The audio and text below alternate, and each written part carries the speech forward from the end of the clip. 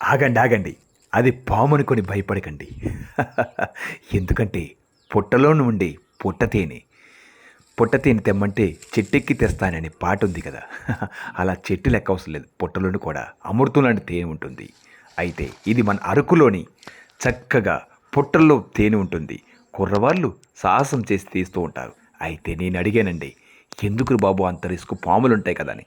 పుట్ట తేనె ఉన్న దగ్గర పాములు ఉండవండి, కాకపోతే ఆ తేనెటీగలను ఎల్లకొట్టి ఆ తేనెను సేకరిస్తామని మా దగ్గర పనిచేసే ఒక కుర్రవాడు చక్కగా నాకు 1 లీటర్ వరకు ఇది తీసుకొచ్చారు.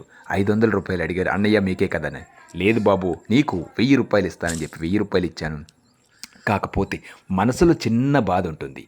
లక్షల కోట్ల పువ్వుల నుండి సేకరించి ఆ తేనెటీగలన్నీ తేనెను కూడబెట్టుకుంటే మనం మాత్రం వాటిని ఎల్లకొట్టి ఆ తేనెను తింటాం. అయితే ఇది సృష్టి ధర్మమేమో. ఎందుకంటే మనం జంతువుల మీదే చాలా వరకు ఆధారపడి ఉంటాం. కోళ్ళని, మేకలని, ఇలా తేనెలని, ప్రతి దాని మీద. అయితే పంచభూతాలను కాపాడుకోవడం మన ధర్మం.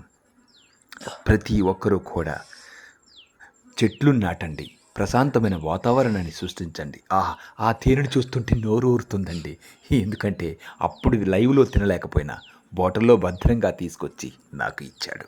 అయితే ఇది ఆ పాట నాకు గుర్తొస్తుంది.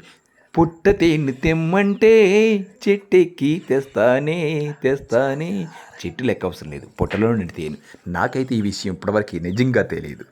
తేనె అనేసరికి చెట్ల మీద తేనె పొట్టు పెడుతుంటే ఆ తేనె తీస్తారనుకున్నాను తప్ప, ఇలా పొట్టలో నుండి తేనె తీస్తారంటే అది ఎంత మధురంగా ఉందంటే అమృతం వలె.